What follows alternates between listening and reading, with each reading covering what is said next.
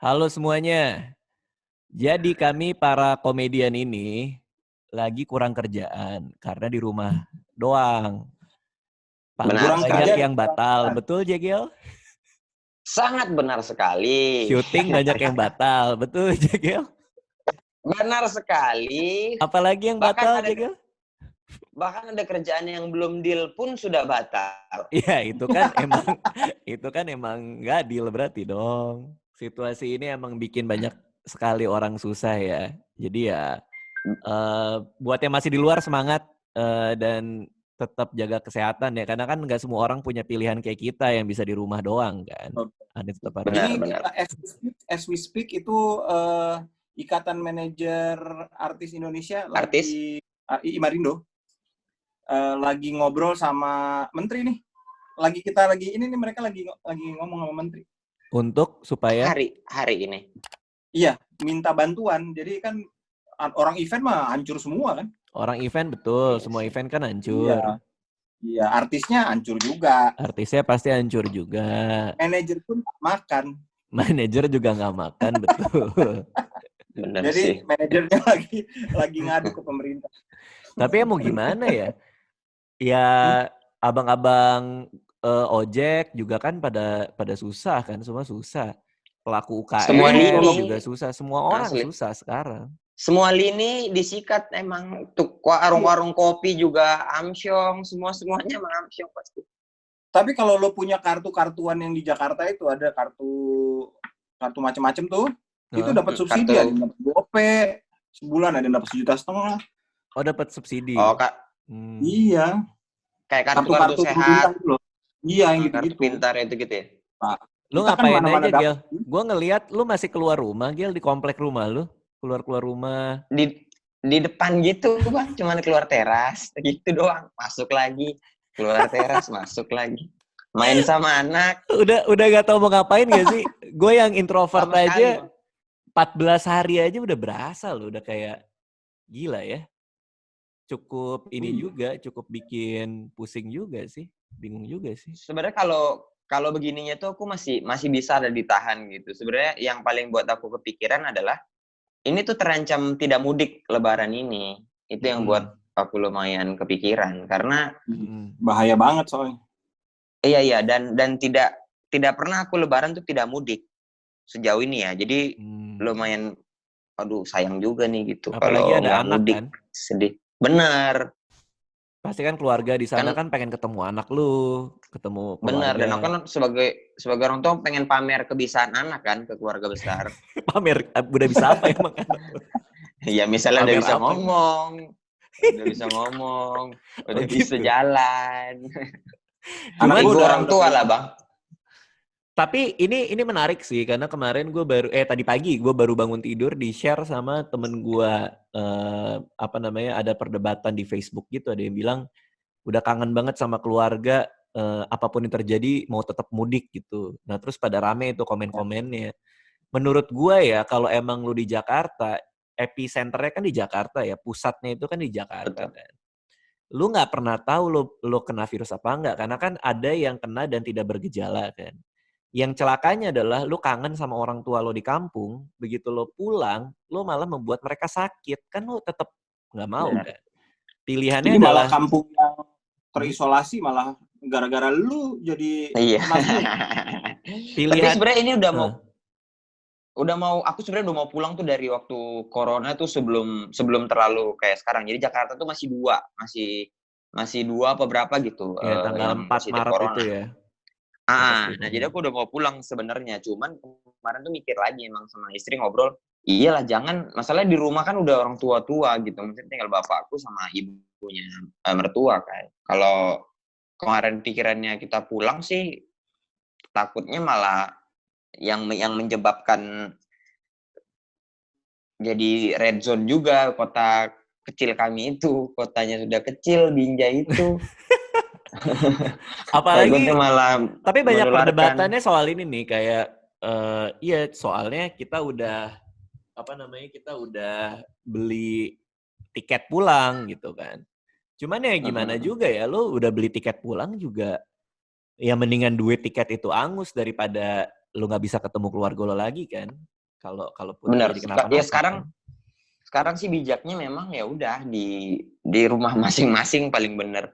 Tapi aku baru baca dari abang juga tuh yang usia 21 tahun meninggal di Inggris. Mm-mm. Di Inggris ya? Iya, di Inggris. Dan dia tidak punya gejala apa-apa ya?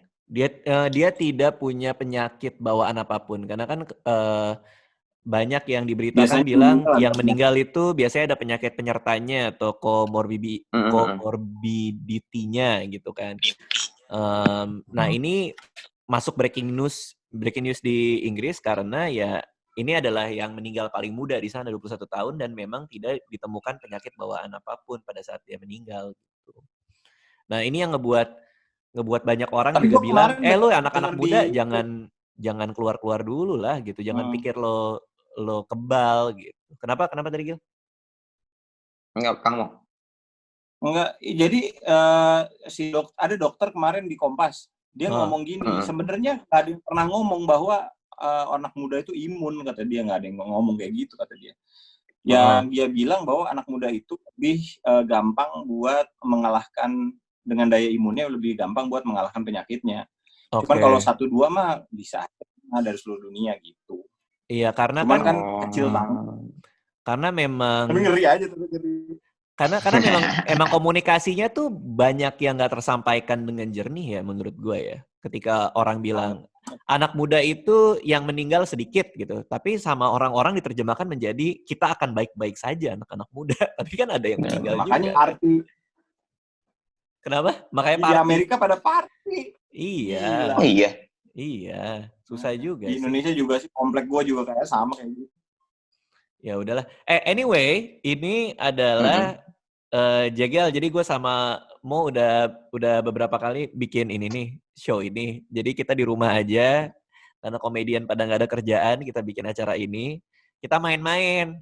Ada berbagai kemarin tuh ada Q&A gitu-gitu ya. Nah, permainan hari ini adalah gua punya ini beda. Gua punya 3 cerita horor. Ada 3 nih. Oke.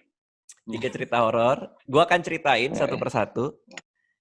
Dari 3 itu ada 1 yang bohongan. Ada 1 yang dikarang sama penulis gua, si Reza. Gua juga nggak tahu yang mana. Oke. Jadi kita akan tebak sama-sama ya. Mana cerita horor yang bohongan. Terus kita logikakan, kita jadi detektif nih. Sorry, Dit. Iya. Bukannya bagi lo semua cerita horor itu bohong ya? Iya. Skeptis. Cuman maksudnya adalah ini cerita yang dia dapatkan dari forum atau yang gitulah, yang ada sumbernya lah. Kalau ini maksudnya gitu. Atau yang dia karang sendiri. Dia ngarang sendiri ya. Atau yang sumber yang ngarang sendiri. Intinya ditemukan lah. Si penulis gue ini nemuin ada sumbernya di luar sana gitu. Tapi ada 1 cerita yang memang ditulis sama si Rezanya sendiri. Kita coba cerita yang pertama. Si Reza tuh agak ada ininya tau Bang. Maksudnya kalau nulis tuh bagus banget dia tuh. Jadi aku lumayan susah nih. Iya, dia tuh pernah ngasih share. Dia punya cerita yang ibunya ternyata punya penyakit Alzheimer apa gitu. Dia mau nulis itu gitu-gitu. Oh iya. Si Reza itu makanya kayaknya dia sebenarnya yang paranormalnya Bang Radit tuh Reza itu deh yang ngejagain Bang Radit selama ini. Jangan-jangan dia yang bawa apa ya? Yang bawa cerita-cerita dulu. Kita coba ya, yang pertama. Oke. Penumpang kereta judulnya. Ini ada 4 paragraf, gue ceritain. Tempat tinggalku berdekatan dengan stasiun kereta yang punya banyak cerita seram dan tidak pernah membayangkan kalau aku ikut mengalaminya juga. Semua berawal dari pekerjaan yang mengharuskanku lembur dan pulang pada tengah malam menggunakan kereta. Dari dalam gerbong yang sepi, aku biasanya menghabiskan waktu dengan memakai headset dan membaca buku sampai stasiun tujuan. Namun malam itu aktivitas rutinku terganggu oleh seorang wanita berumur 20-an yang mengajakku bicara dan bertanya nama stasiun terakhir dari kereta ini. Setelah selesai membicarakan stasiun, tiba-tiba dia bertanya, "Kamu lihat kotak makananku tidak?" Aku tidak mengerti apa yang dia bicarakan dan menggeleng. Dia mengeluarkan pertanyaan yang sama sampai 3 kali dan aku terus menjawab tidak tahu apa-apa soal kotak makanannya. Keesokan paginya, aku membuka portal berita dan membaca kasus kecelakaan kereta yang melibatkan wanita berumur 23 tahun. Di sana tertulis kalau wanita itu tertabrak kereta setelah membeli makan dari sebuah kedai yang tidak jauh dari stasiun. Bener atau tidak? Ayo. Ayo, gimana nih? Gue tahu. Apa? Menurut lo? Menurut gue, ini benar didapat, tapi bukan orang Indonesia. Ini didapat dari forum serem-sereman Jepang nih. Kenapa? Karena pakai kotak makanan, bento. Kotak makanan. Mas, bungkusan gue mana bungkusan? Orang kan pakai gitu kan dibungkus pakai. Ya nggak mungkin pakai bento. Ini orang Jepang nih. Udah gitu stasiun ya. Itu stasiun ya. Dan tidak familiar, benar. Tapi kenapa kan dia bilang nih, keesokan paginya aku membuka portal berita. Kok bisa kebetulan banget dia abis ketemu sama setannya, kalau beneran ini setan. Terus kok bisa keesokan paginya buka portal berita? Ini kan terlalu kebetulan untuk sebuah benar dan kejadian asli. Dan menurutku juga ini tuh sangat sinetron. Jadi tadi malam tuh aku nonton SCTV. Sinetronnya itu namanya Samudra Cinta. Jadi aku nonton Samudra Cinta. Lalu? Jadi si Samudra ini baru sakit. Dia dijenguk sama Cinta di rumah sakit. Oke. Sudah, jadi Samudra ini sakit dijenguk. Tiba-tiba Cinta bilang, aku pulang ya. Kamu aku anter ya, nggak usah kan kamu lagi sakit. Aku naik angkot aja. Udah. Terus si Samudra waktu mau ngambil minum, pas pulang, Cintanya pulang nih. Samudra mau ngambil minum, gelasnya pecah. Oke. Pas gitu. Udah. Terus dia nonton TV. Si Samudra, nonton TV gitu. Dan dilihat ada angkot yang lagi masuk ke dalam jurang. Oke. Dan penumpangnya disinyalir ada yang selamat, tapi ada juga yang meninggal dan dua-duanya perempuan. Ini tuh cerita SCTV, jadi kamu nggak mungkin serius. Ini kebetulan ini tuh Jepang kebetulan banget ya lu naik kereta, terus lu nonton berita. Iya. Samudra punya adek namanya Empang bukan? Bukan. Jadi gimana nih? Gue bilang ini benar. Kalau Mo Sidik bilang benar. Jegel lo bilang enggak. Kalau aku sih kalau aku enggak, berdasarkan ini abang tuh maksudnya ya benar, ngapain langsung baca portal berita tuh. Reza ini suka rese soalnya. Dia tuh udah kita mikirnya apa gitu loh. Ini anak emang suka rese. Jadi dia kayak gitulah pokoknya. Mungkin dia udah mikir, wah kalau kotak makanan mereka akan nebak ini suka gitu anaknya. Jadi kalau gitu. Tapi kita nggak bisa baca 3-3 dulu baru menentukan mana bisa. Mana yang bisa. Ini masih kesimpulan awal lah. Kesimpulan awal adalah okay. Kalau gua memilih kayaknya ini bohong. Mo Sidik milih ini benar, lu bohong ya. Okay. Aku bohong karena baru aja nonton Samudra Cinta SCTV. Oke. Jadi ini sangat bohong. Cerita kedua ya. Siap ya. Judulnya Ruang Bawah Tanah. Aku tinggal di rumah dengan ruang bawah tanah dan setiap aku menaiki tangga ada perasaan merinding yang aneh dan menyeramkan pada bagian belakang leherku. Namun itu tidak cukup membuatku gelisah untuk terus ke sana, sebab ruang kerjaku berada di sana. Banyak waktu yang kuhabiskan di sana untuk mengerjakan berbagai macam pekerjaan. Sepengalamanku bekerja di sana, aku sering kehilangan barang yang sedang dipakai ketika berpaling darinya. Satu waktu aku kehilangan gunting dan mencari sampai frustrasi lalu berteriak, "Arg!" Tulisannya gitu, "Arg!" Tanda seru. "Bisakah kamu mengembalikan guntingku?" Dan tiba-tiba aku melihat gunting itu muncul di atas tumpukan surat. Aku membicarakan ini dengan tetangga yang bercerita bahwa pemilik asli rumah yang kutempati adalah orang tua yang jahil. Orang tua ini juga suka mengolok-olok orang dan suatu hari dia meninggal karena jatuh saat menaiki tangga. Aku cukup merinding ketika mendengar cerita itu. Sekarang, setiap kehilangan barang, aku akan meminta barang itu kembali dengan sopan, dan barang itu dengan ajaib akan muncul. Ayo, beneran apa enggak nih? Beneran apa enggak nih? Ini cerita bener apa enggak, tapi ceritanya horor gitu. Kan maksudnya semuanya mengada-ngada kedengarannya. Iya. Iya Semuanya tuh kayak semuanya kayak mengada-ada. Maksudnya apakah ini sumbernya asli gitu maksudnya? Ada orang yang bercerita asli Ini enggak atau di cover? lagi ngomong bahwa penulis lo ini kerjanya nerjemahin dari luar negeri. Karena Yang ruang pertama bawah di tanah. Indonesia, iya nggak bisa. Di Jakarta tuh banjir, Oke. apalagi di Depok gitu, nggak mungkin ada ruang bawah tanah. Dan lebih masuk Kalaupun akal meninggal tuh. itu si bapak-bapaknya bukan gara-gara jatuh, tapi gara-gara tenggelam. Oh gitu ya? Bisa jadi sih. Bisa jadi sih. Cuman emang gue ngomong ke Reja, kalau lo nyari cerita yang dari luar negeri aja. Soalnya kalau dalam negeri kan nanti siapa tahu dia pernah baca beritanya atau apa gitu. Jadi mungkin dia pun kalau ngarang, kalaupun dia ngarang, dia juga dari luar negeri referensinya gitu. Dan aku sih tidak percaya ya ini tuh cerita asli, karena tidak semuanya dong, maksudnya semuanya yang hilang di rumah dia diminta dengan sopan dan baik-baik gitu. Kayaknya capek lah jadi bapak itu. Soalnya udah tua. Hantu juga punya pekerjaan lain ya? Iya, maksudnya udah tua gitu. Masih sejahil itu sih orang tua nyembunyiin gunting kuku, nyembunyiin pensil warna merah. Aku mau pensil warna merah, dikasih lagi. Kayaknya ini tidak terlalu, tapi masih mungkin sih kalau luar negeri ini masih mungkin.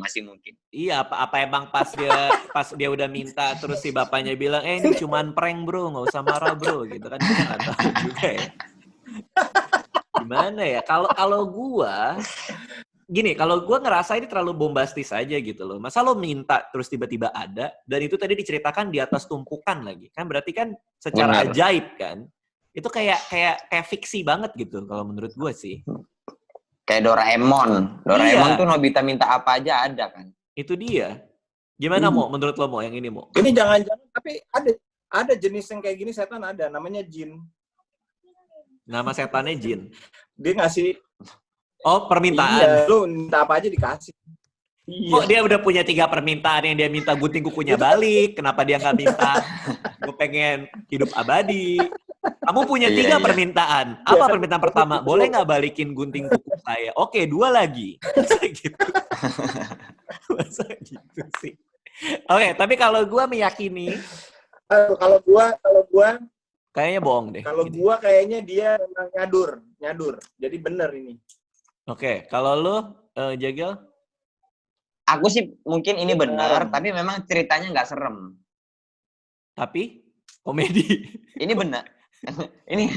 ini tuh benar, tapi satu lagi patokanku sinetron Samudra Cinta, Bang. Ya Allah. Di Samudra Cinta tidak ada adegan ini. Jadi aku masih mungkin ini bisa benar.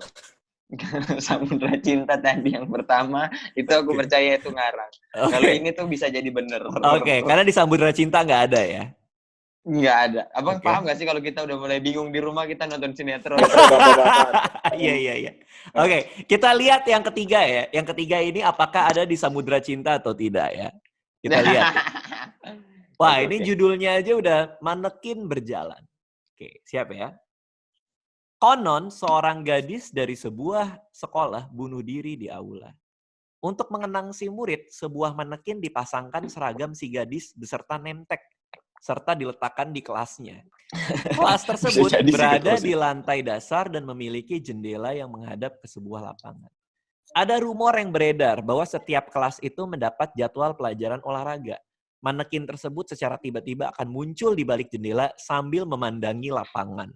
Satu ketika, seorang guru datang lebih pagi ke kelas itu untuk memberi nilai. Dia kaget melihat seorang murid berseragam melewati mejanya karena ini masih terlalu pagi. Si guru yang penasaran menghampirinya dan memegang tangan si murid dan perlahan-lahan berubah menjadi manekin. Ayo, gimana nih? Ini terlalu bombastis, tapi karena ini terlalu bombastis jadi meyakinkan gitu loh.